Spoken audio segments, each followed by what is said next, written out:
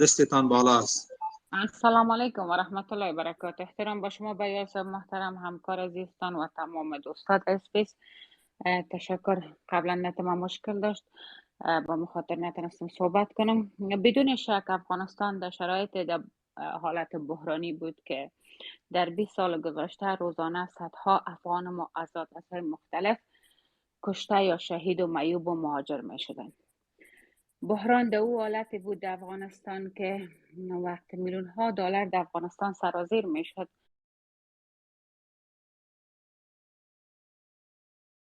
قلدرها یا تیکه‌دارا که تیکه‌دار سمت و مذهب و قوم بودن، اونا بین خود تقسیم میکردن و برای خود و اولادهایشان در خارج از کشور سرمایه گذاری میکردن که امروز ما نتیجهش بانک های خالی را دیدیم.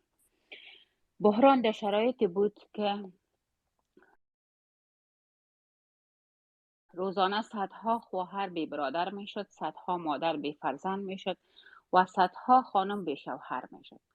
و اگر اردو بود، اگر پلیس بود، اگر ملکی بود و اگر طالب بود، همش افغان خود ما بود. اما این جنگ تحمیل شده یا اشغالی که در افغانستان بود بالای ما تحمیل شده بود و سود این جنگ کسایی می بردن که کشورهای منطقه و فرامنطقه با امو تیکه‌دارایی که ما بارها نام گرفتیم که امروز قبرها و قصرهای خالیشان بجا مانده. بحران در او وقتی بود در افغانستان که ما فابریکه های تولیدی با سرازیر شدن میلیون ها دلار کسی نساخت که امروز ما فقر دامنگیر ماست و میلیون ها جوان ما بیکار هست.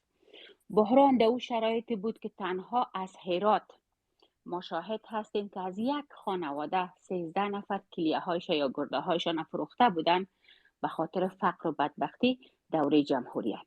بحران اون وقتی بود که تنها تلویزیون طلوع به اصطلاح سروی که کرده بود در یک سال 140,000 افغان ما که یک خانم 100 چند ساله هم در او بود فرار از کشور کرده بودند. بحران اون وقتی بود که بازم تکرار میکنم میلیون ها دلار آمد و پس دوباره از کشور فرار داده شد. امروز الحمدلله تمام جغرافیای افغانستان تحت تسلط یک نظام هست و افغان ها از صلح و امنیت آفیلی راضی هستند. بحران در اون شرایطی بود که یک والی از حکومت مرکزی تعیین میشد و وقتی هنوز در هوا می بود به ولایت مربوطه نارسیده قلدرها و تیکه‌دارا اخطار میدادن و دوباره به اصطلاح دوباره می آمد و به مرکز نشست میکرد و جرأت تقرری ها را نداشتند. بحران به مردم افغانستان وقتی بود از هر گوشه افغانستان یک تیکه‌دار، یک رئیس جمهور و قلدر آواز بلند میکرد و صدها دوست پشت سرشان استاد بود. مردم غریب و بیچاره پامال بود. بحران در او شرایطی بود که وکیل و وزیر و معین و همگی به صفت یک افغان کار نمیکردن بلکه همشان کمیشن کار بودن. ما میدیدیم تقرری ها به کمیشن کاری بود و همه چیز مثل کمیشن کارها عمل میکردن چون اونا افغان نبودن متاسفانه و خود را صاحب افغانستان نمیدانستن. الحمدلله ما بارها گفتیم حال افغانستان صاحبای اصلیش پیدا کردن. هر روز در این مدت کم با بانک های خالی، با مشکلات چالش های اقتصادی که سر راهشان بود دستاوردهای بسیار زیاد دارن، از سرکسازی شروع تا به تمام مسائلی که قبلا متاسفانه میلیون ها افغانی روزانه از گمرکات ما حیف و میل میشد. بحران اون وقت بود که تقرری ها از $100,000 به بالا بود و هر قلدری که میخواست یک کس را باید به اصطلاح در جا مقرر کنه اول مثل کمیشن کارا درباره پول از او گپ زده میشد. باز بعد کسی که پول داشت استعداد خواستن استفاده نمیشد و همش روی اوراق بود. تمامش به خاطر پول قدرت تقسیم بود بین چند قلدره که ما شما میفهمیم از تمام اقوام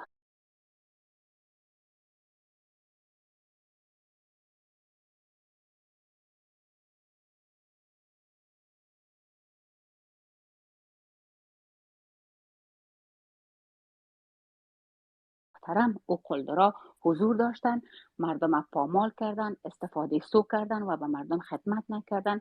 امروز ما نه شفاخانه میاری داریم، نه فابریکه تولیدی داریم. اینها بارها ما گفتیم جمهوریت، آزادی بیان، دموکراسی، حقوق زن و بشر و اطفال، انتخابات ها را، حتی بازار آزاد را در جهان خجالت کردن و شرم از به خودشان، شرم از به کسایی که برشان لابی میکنه. بحران در اون شرایط افغانستان بود. درست است که امروز نظام مشکلات خود داره، هم ما شما میفهمیم، اما یک نظام نوپا هست. همه قسمی که برای شما هم تذکر دادین، مکاتب هم انشالله باز میشه، مشکلات دیگه هم حل میشه. اما الحمدلله افغانستان صاحبای اصلیش پیدا کرده و تمام افغانهای ما که دیندار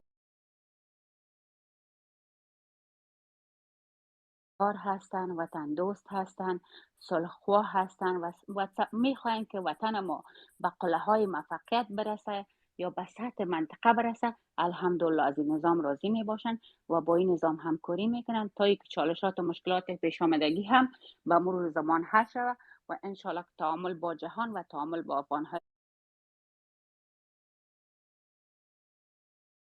خود ما داشته باشن، نه با او قلدرها و تیکدارها و دوستهایی که خیانتهای بسیار آشکار کردن. اتمر و همسال هم هیچگاه جا نداره بین افغان ها و اونا اما مهره های هستند که آزموده ها را باز آزمودن خطاست. دیگر مردم و ملت فریب از نارا نمیخورن و من الله توفیق. تشکر. تشکر، بسیار زیاد تشکر.